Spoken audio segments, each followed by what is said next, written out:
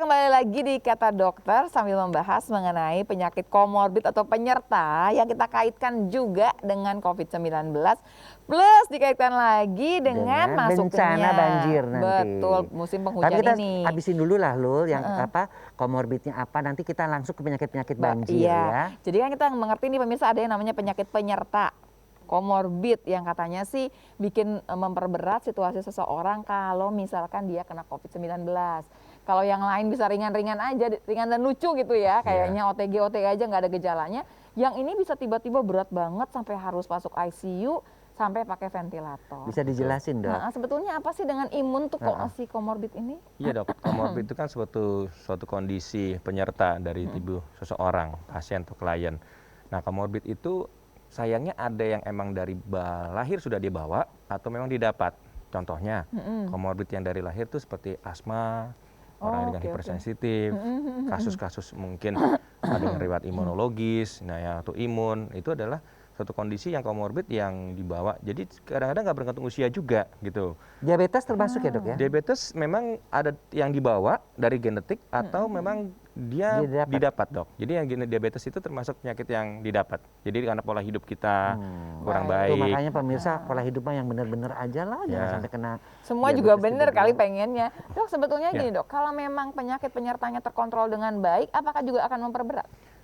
Bisa, karena pasien dengan komorbid itu dia akan mempengaruhi kepada kualitas daripada imun sistem dok. Gitu. Oh jadi si imunnya juga terganggu, biarpun dia bagus, bisa diabetesnya terkontrol, hipertensinya terkontrol. Memang tuh kenapa sih pasukannya kita, emang kenapa dok kalau misalkan ada penyerta nih? Ya jadi pada kasus-kasus dengan komorbid, memang tanpa disadarin itu mengeluarkan banyak radikal bebas sebetulnya. Contohnya pada penyandang diabetes, penyandang dengan asma, itu dia dalam badannya memang secara metabolisme patofisiologinya dia mengeluarkan beberapa mediator inflamasi atau zat-zat peradangan.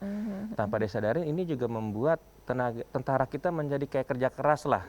Belum melawan COVID dia udah harus bekerja untuk menjaga jangan radikal bebasnya ini mengganggu sistem badan kita. Gambaran sederhananya kali ya pemirsa ya, kalau kita punya pasukan nih di tubuh kita nih, kalau kita punya penyakit lain, penyerta sebelumnya nih, punya diabetes atau hipertensi dia barangkali. Pasukan kita udah kepake nih sebagian buat ngurusin hipertensi itu. Jadi begitu datang lagi nih, perang selanjutnya dengan COVID, ya tinggal separuh pasukannya. Kurang lebih seperti itu dok, itu dari segi kuantitas. Tapi dari segi kualitas juga dia sudah lelah ya dok. Udah capek gitu ya, nggak sempat istirahat jadi kayaknya ya. Jadi ini dok, kita perhatikan. mungkin bisa dijelaskan kepada pemirsa juga radikal bebas itu apa gitu loh. Supaya pemirsa juga bisa mengerti gitu loh. Tentu di badan kita ada seperti sebuah produksi deh. Kita menghasilkan suatu produksi, hasil barang yang bagus, juga menghasilkan suatu sampahnya gitu. Limbah. Jadi radikal bebas itu limbah pemirsa. Jadi limbah inilah yang akan banyak berputar di badan kita dan akan dimetabolisir secara sempurna oleh badan. Tentu dengan bantuan salah satunya imun sistem. Jadi imun sistem juga berperan dengan organ-organ yang lain untuk membuang limbah tersebut. Limbah yang bisa dihasilkan banyak itu merugikan tubuh kita seperti apa dok misalnya? Iya, contohnya diabetes. Diabetes itu dia salah satu produk limbahnya adalah dia menghasilkan suatu zat-zat kayak anti radang, IL-6 lah, TNF-alfa, mungkin saya sebabkan agak sedikit medis. Itu juga akan mempengaruhi kepada peradangan di pembuluh darah, dok. Nah, pembuluh darah itu kan suatu juga jalan rayanya si tentara gitu. Jadi kalau ada permasalahan di sana ya kena semua udah pasti. Ini baru satu contoh di pembuluh darah saja. Gimana radikal bebas kalau dia mengganggu langsung ke imun sistemnya? Ya bisa juga dok, apalagi kalau pada komorbid misalkan diabetes tidak terkontrol. Tentu ini sudah membuat, saya bilang tadi kita balik lagi tentaranya kualitas dan kuantitasnya pun lelah ya dok. Nah ini jadi PR buat kita juga nih ya pemirsa ya. Jadi jelas nih pemirsa ya, kalau memang kita mau menang dengan COVID ini, satu pencegahan lebih bagus lah, jangan sampai kena. Tapi kalaupun kita sampai kena nih, ada cerita yang kedua nih sebenarnya, ini plan B nih kalau sampai kena pun, kalau daya tahan tubuh kita baik, ini kemudian jadi yang dapat yang tadi tuh, yang tanpa gejala atau ringan. Nah, jadi bermasalah kalau imun sistem kita itu tidak terlalu baik. Yang nggak baik ini biasanya yang punya penyakit penyerta. Bukan berarti yang nggak punya penyakit terus kemudian bisa sembarangan ya pemirsa ya. Ini kita bicara mengenai gambaran yang udah jelas sekarang sudah ada.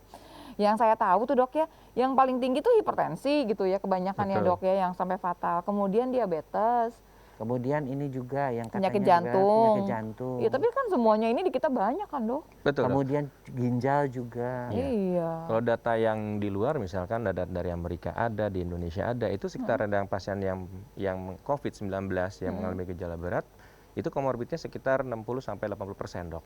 Jadi pasien yang mengalami gejala berat itu dengan komorbid adalah setinggi itu, Dok. Gitu. Jadi memang ya itulah, Dok. Komorbid itu penting Berarti sekali. kita bicara sama pemirsa, kalau memang sudah punya penyakit tersebut, berarti sudah lebih Ya, hati-hati. lebih hati-hati. Lebih Betul. hati-hati. Ya kalau bisa sih Dokter Oki, jangan sampai kita itu juga mengumpulkan komorbid itu dengan pola hidup yang sehat, pola tidur yang sehat, olahraga yang cukup. Nah, itu kan kalau yang belum kena ya. Iya.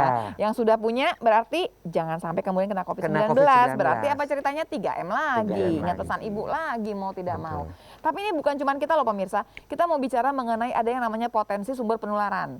Saya mau ceritakan sedikit, ini sebenarnya sih yang ngomong harusnya BNPB-nya, Satgasnya ya, tapi ini saya mewakili Satgasnya.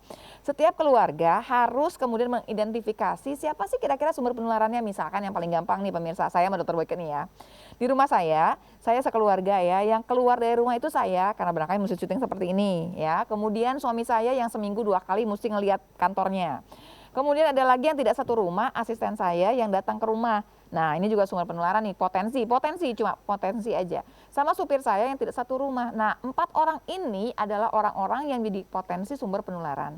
4-empatnya ini harus benar-benar jaga yang namanya protokol kesehatan 3M. Ingat pesan ibunya ini benar-benar harus dijaga. Jangan sampai pulang Dia ke rumah, bawa virus dan jadi terjadi klaster rumah di rumah saya. Kalau Dokter Boyke kita lihat, Dokter Boyke siapa aja nih yang potensi sumber Ya, pasti penularan? yang di Dokter Boyke 1. saya 1 karena saya pergi.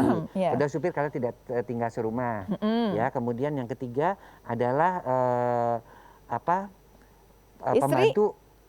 Istri juga kan masih Masih bolak-balik ya. bolak-balik. Jadi Terus sama 3. Terus kemudian satu lagi juga ada asisten rumah tangga.